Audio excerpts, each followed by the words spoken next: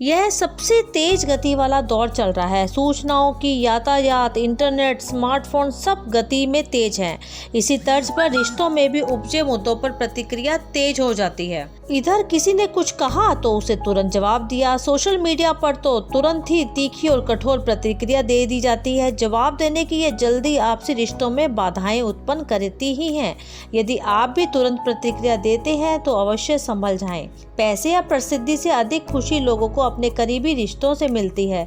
रिश्तों में प्रेम और खुशहाली हो तो लोगों का स्वास्थ्य अच्छा रहता है, लंबा जीवन जीते हैं। लेकिन आजकल जिस तरह वास्तविक और आभासी दुनिया के बीच भ्रमजाल है, लोगों के मन के भीतर एक तरह की व्यग्रता आ गई।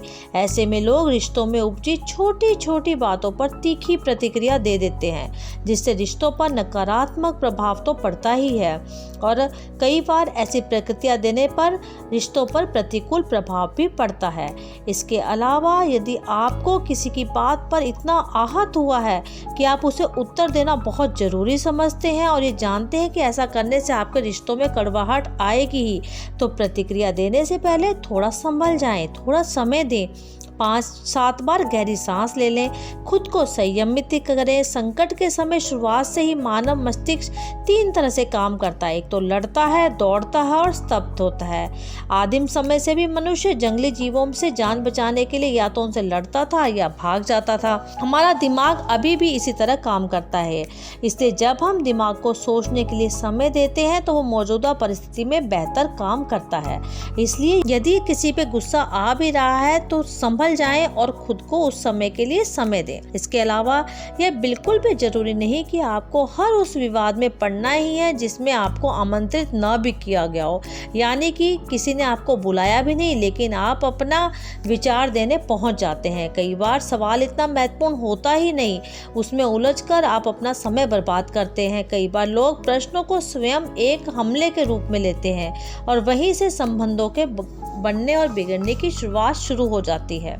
जब भी लगे कि अब तो अति हो गई, मुझे जवाब देना ही होगा, तब खुद से पूछे क्या वाकई जवाब देना जरूरी है?